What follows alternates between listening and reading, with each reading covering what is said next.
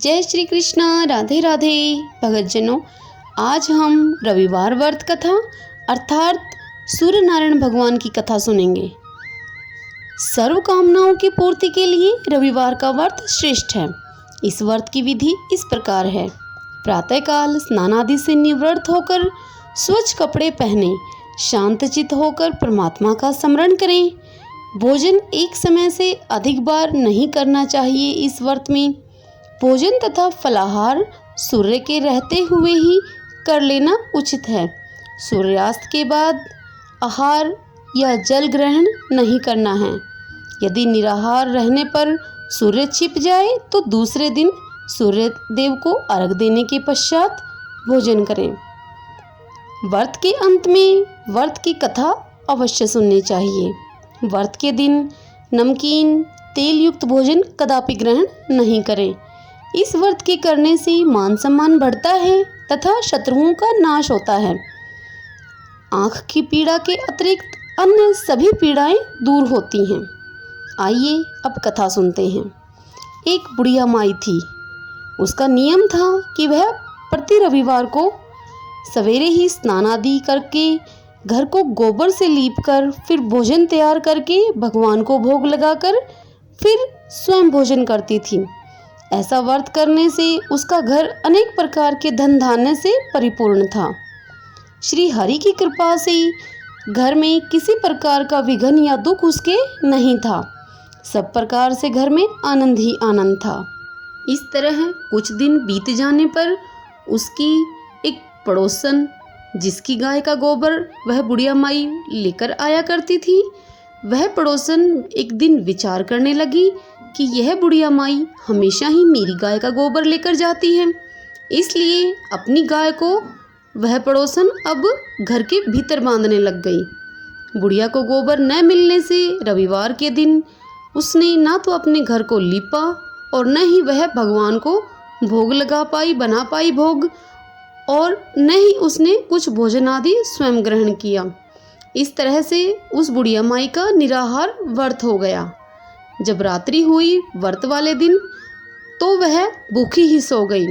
रात्रि में भगवान ने उसे सपने में दर्शन दिए और भोजन न बनाने और भोग न लगाने का कारण पूछा।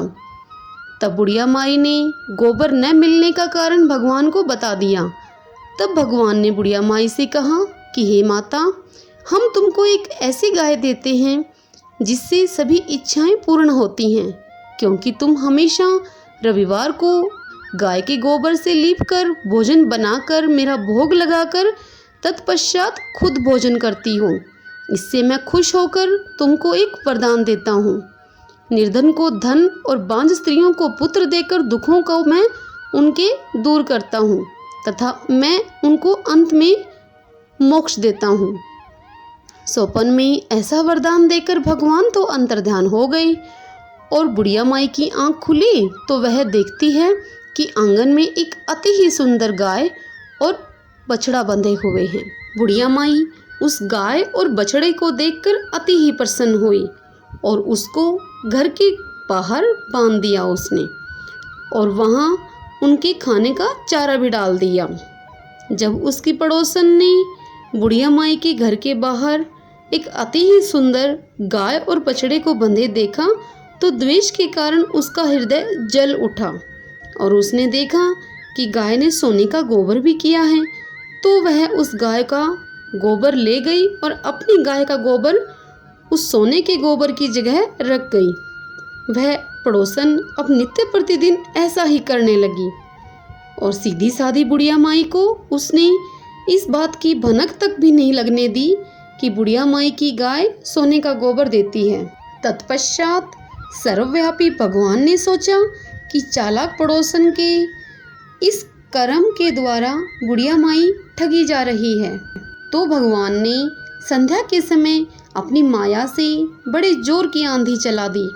बुढ़िया ने आंधी के भय से अपनी गाय को घर के भीतर बांध लिया। प्रातःकाल जब वृद्धा ने देखा कि गाय ने सोने का गोबर दिया है तो उसके आश्चर्य की सीमा न रही और वह प्रतिदिन अब गाय को घर के भीतर ही बांधने लगी। उधर पड़ोसन ने देखा कि बुढ़िया माई अब गाय को घर के भीतर ही बांध कर रखती है और पड़ोसन को वह सोने का गोबर उठाने का कोई भी दाव नहीं लग पाता था। तो वह पड़ोसन अब ईर्ष्या भाव से जल उठी और कुछ उपाय न होता देख वह पड़ोसन उस देश के राजा की सभा में जाकर कहने लगी कि हे महाराज, मेरे पड़ोस में एक बुढ़िया माई के पास एक ऐसी गाय है जो आप जैसे राजाओं के पास ही होना उचित है। वह नित्य सोने का गोबर देती है। आप उस सोने से प्रजा का पालन करिए। वह बुढ़िया माई इतने सोने का भला क्या करेगी। राजा ने पड़ोसन की बात सुनकर अपने दूतों को बुढ़िया माई के घर से गऊ लाने की आज्ञा दे दी। अब बुढ़िया माई प्रातः ईश्वर का भोग लगाकर भोजन ग्रहण करने ही जा रही थी कि राजा के कर्मचारी गाय को खोलकर ले गए। बुढ़िया माई काफ़ी रोई चिल्लाई, किंतु बुढ़िया माई की चीख पुकार किसी ने भी न सुनी, क्योंकि राजा के सैनिकों के समक्ष किसी की भी इतनी हिम्मत नहीं थी कि कोई कुछ बोल सके या कोई उन सैनिकों को रोक सके। अब गाय के जाने के बाद बुढ़िया माई ने गाय के वियोग में न तो भोजन किया और न ही वह रात भर ईश्वर से गऊ को पुनः पाने के लिए प्रार्थना करती रही। उधर राजा गऊ को देखकर बहुत ही प्रसन्न हुआ, लेकिन जब राजा सुबह जैसे ही उठा उसे सारा महल गोबर से भरा हुआ दिखाई देने लगा। अब राजा यह देखकर बहुत ही घबरा गया। भगवान ने रात्रि में राजा को स्वप्न में कहा कि हे राजा, गाय बुढ़िया माई को लौटाने में ही तेरी भलाई है। उसके रविवार के व्रत से प्रसन्न होकर मैंने उसे यह गाय दी थी। प्रातः होते ही राजा ने बुढ़िया माई को बुलाकर बहुत से धन के साथ, सम्मान के साथ गाय और बछड़ा उसे लौटा दिया। उसकी पड़ोसन को भी बुलाकर राजा ने उचित दंड दिया। इतना करने के बाद राजा के महल से गंदगी दूर हुई। उसी दिन से राजा ने नगरवासियों को यह आदेश दिया कि राज्य की तथा अपनी समस्त मनोकामनाओं की पूर्ति के लिए रविवार का व्रत रखा करो, और इसी प्रकार व्रत के करने से नगर के सभी लोग सुखी जीवन व्यतीत करने लगे। अब कोई भी बीमारी तथा प्रकृति का कोई भी प्रकोप उस नगर पर नहीं होता था। अब उस नगर की सारी प्रजा सुख से जीवन व्यतीत करने लगी। सब बोलो सूर्यनारायण भगवान की जय, सूर्यनारायण भगवान की जय, सूर्यनारायण भगवान की जय। जय श्री कृष्ण। राधे राधे।